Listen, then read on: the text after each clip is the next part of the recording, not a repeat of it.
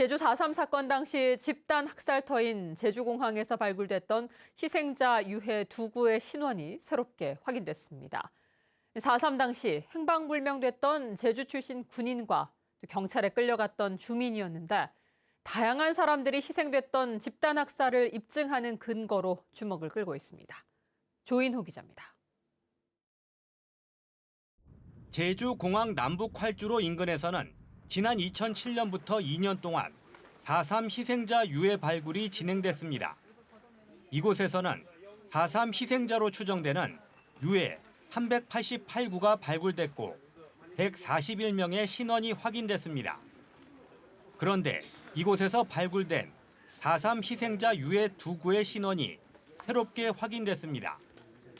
서귀포시 성산읍 오조리 출신인 강정호 씨는 22살이었던 1948년 제주 출신 구연대 군인들이 무장대와 내통한다며 체포될 때 행방불명됐습니다. 제주시 한경면 저지리 출신 김희숙 씨는 29살이었던 1950년 6.25 전쟁 발발 직후 북한군에 동조할 우려가 있다며 경찰에 예비검속된 뒤 행방불명됐습니다. 그때 당시에 이분이 예비검속으로 끌려가셔서 그 지역의 예비검속으로 끌려가신 분들이 대체로 서다루름에서 희생당한 것으로 알려져 있었고 가족분들도 그렇게 생각을 하셨는데 유해는 제주공항에서 발견이 된 겁니다.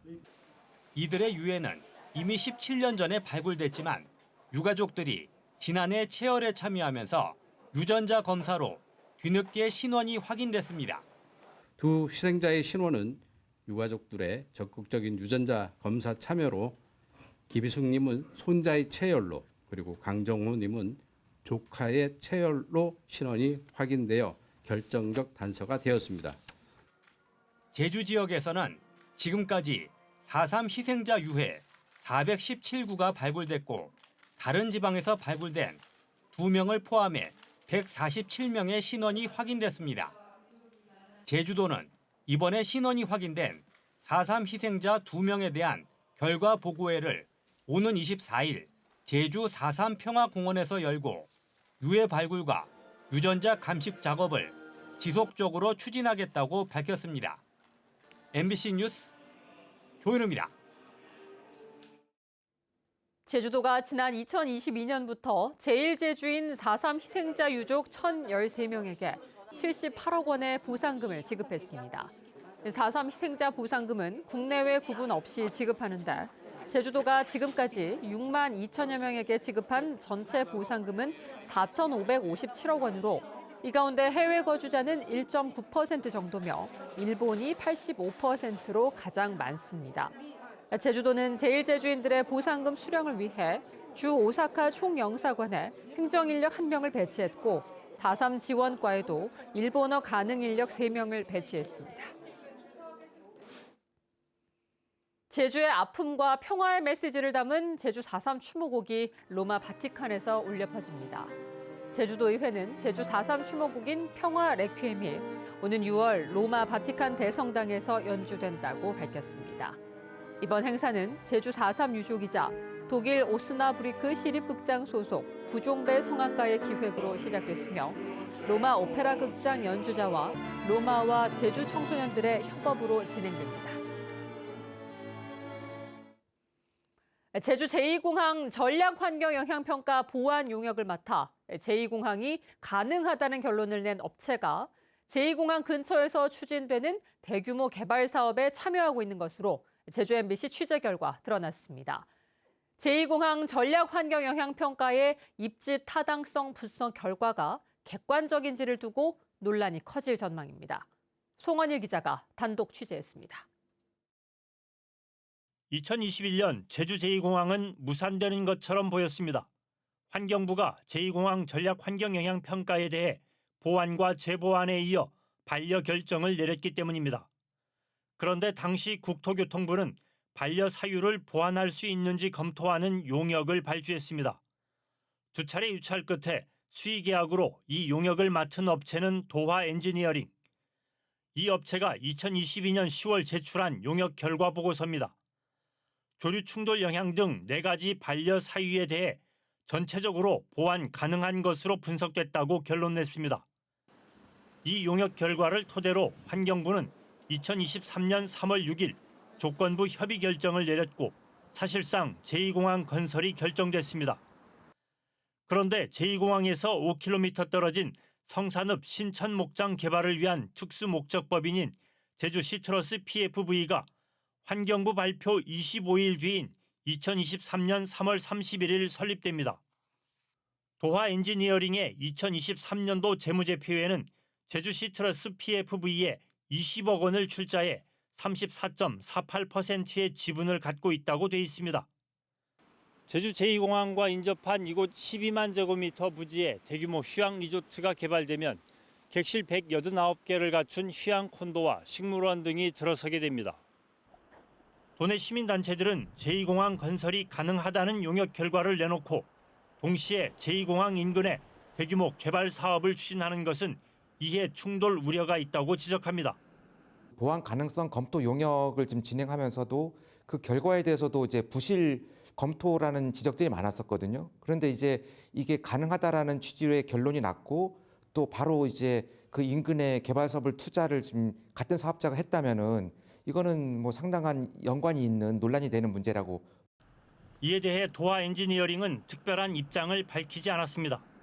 제주 제2공항이 가능하다는 결론을 낸 용역사가 제2공항 인근에 대규모 개발 사업을 추진하는 것으로 드러나면서 제2공항 전략 환경영향 평가의 입지 타당성 분석 결과가 객관적인지를 두고 논란이 커질 전망입니다.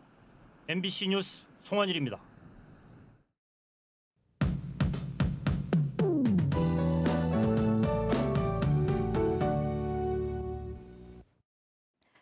오늘 맑은 하늘에 초봄 같은 날씨가 이어졌는데요. 주말에도 큰 추위는 없겠지만 흐리고 비가 내리겠습니다.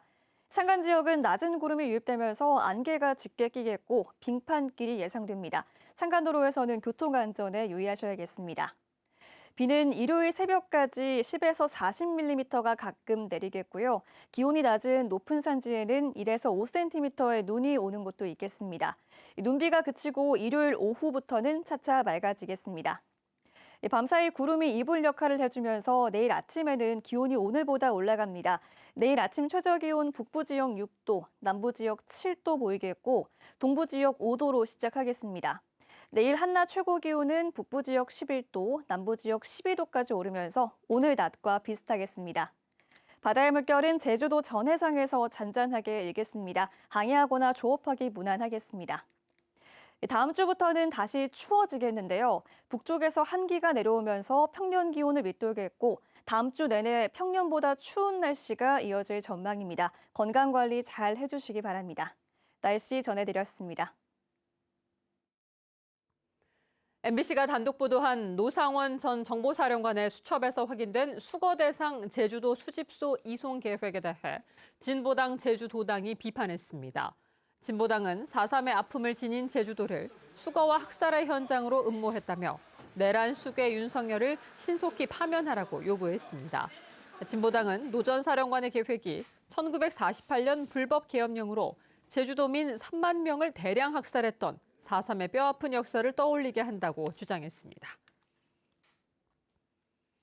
오영훈 제주도지사가 제주 제2공항 기본계획 고시는 좋은 방향으로 진전된 것이라고 말했습니다. 오영훈 지사는 제2공항은 정부 고시가 이뤄져 절차를 밟아나가고 있고 진행이 된다는 것은 어떻게든 좋은 방향으로 가기 위한 진전이 있는 것이라며 좋은 것이라고 생각한다고 말했습니다.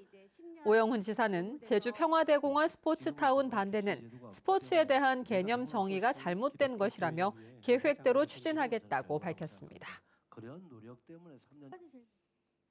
2024 제주도 기자상 시상식에서 제주 MBC 박주연, 박재정, 김기호, 김현명 기자의 왕이 된 회장님, 체육회장 갑질 단독 연속 보도가 대상을 받았습니다. 이번 보도는 끈질긴 취재와 사실 검증을 통해 조직 내 부조리를 고발했고 이슈의 전국화를 넘어 체육회장 보궐선거라는 대대적인 변화를 이끌었다는 평가를 받았습니다. 제주 MBC 송원일, 김기호 기자의 대규모 관광개발 사업 전수조사는 기획보도부문상을 받았고 탐사 보도를 통해 구조적 문제와 제도적 허점을 심층적으로 규명했다는 평가를 받았습니다. 제주 유나이티드에서 구단명을 바꾼 제주 SKFC가 내일 서울을 상대로 홈 개막전에 나섭니다. 제주 SKFC는 내일 오후 3시 반부터 제주 월드컵 경기장에서 열리는 하나은행 K리그1 2025 1라운드 홈 개막전에서 FC 서울과 격돌합니다. 김학범 감독은 리그 상위권 진출을 목표로 올해도 제주를 원정팀의 무덤으로 만들겠다고 포부를 밝혔습니다.